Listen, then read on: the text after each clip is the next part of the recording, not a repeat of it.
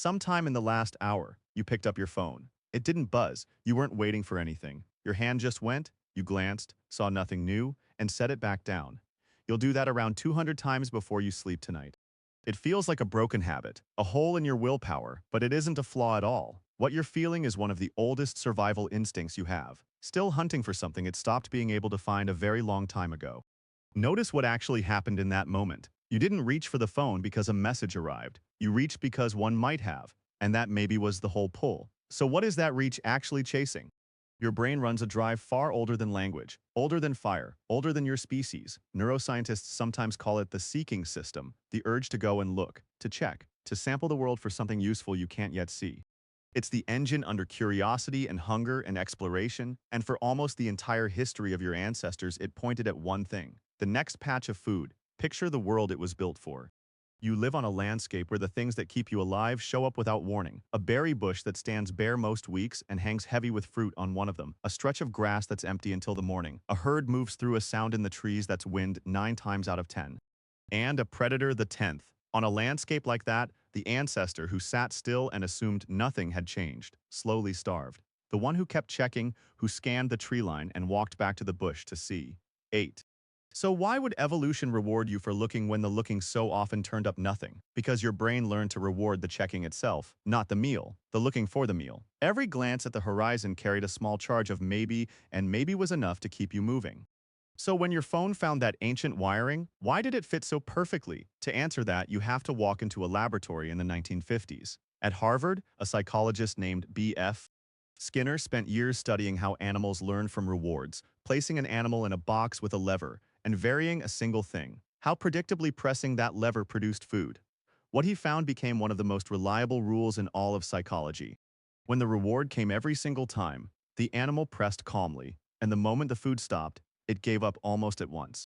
But when the reward came at random, with no way to know whether it was arriving on the second press or the 20th, something changed. The animal pressed faster and longer, and with a stubbornness that was hard to switch off. Even after the food stopped completely, it kept going, as if the next press might finally be the one. Skinner had found the schedule that produces the most persistent behavior a brain is capable of, and what drove it was the unpredictability itself. The animal pressed hardest precisely because it could never tell when the next reward would land. If that sounds familiar, it should, because it is the design of a slot machine.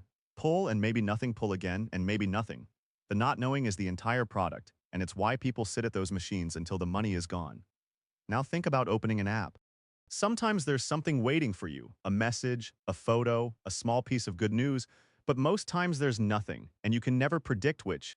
Every pull to refresh is a lever, running the same schedule Skinner mapped 70 years ago, tuned to the exact reward pattern your brain is least able to walk away from. Your ancestors got that schedule from a berry bush. You get it from a rectangle of glass that never empties. So why does a check that gives you nothing still manage to sting? For a long time, people assumed dopamine was the brain's pleasure chemical, the thing that spikes when something feels good. In the 1990s, a neuroscientist named Wolfram Schultz, now at the University of Cambridge, found that this isn't what it does at all. He recorded from dopamine neurons in monkeys while giving them a squirt of juice, and at first the neurons fired when the juice arrived, exactly as you'd expect. But once a monkey learned that a light always switched on just before the juice, the firing moved, the neurons fell quiet at the juice and lit up at the light, at the prediction. And when the light came but the juice didn't, they dropped below their baseline, a small chemical flinch of disappointment. Dopamine doesn't track pleasure, it tracks surprise. It fires for the reward you didn't see coming and goes quiet for the one you did. A guaranteed reward barely moves it. An uncertain one sets it off. So what happens when the reward becomes a coin flip? Schultz and his colleagues varied the odds. Sometimes the reward was certain, sometimes impossible, sometimes an even chance, and the anticipation signal didn't peak when the reward was guaranteed. It peaked at 50-50, maximum uncertainty. The exact moment you cannot tell whether the payoff is coming is the moment your brain floods hardest with the chemical of wanting. A phone sits at 50-50 all day long.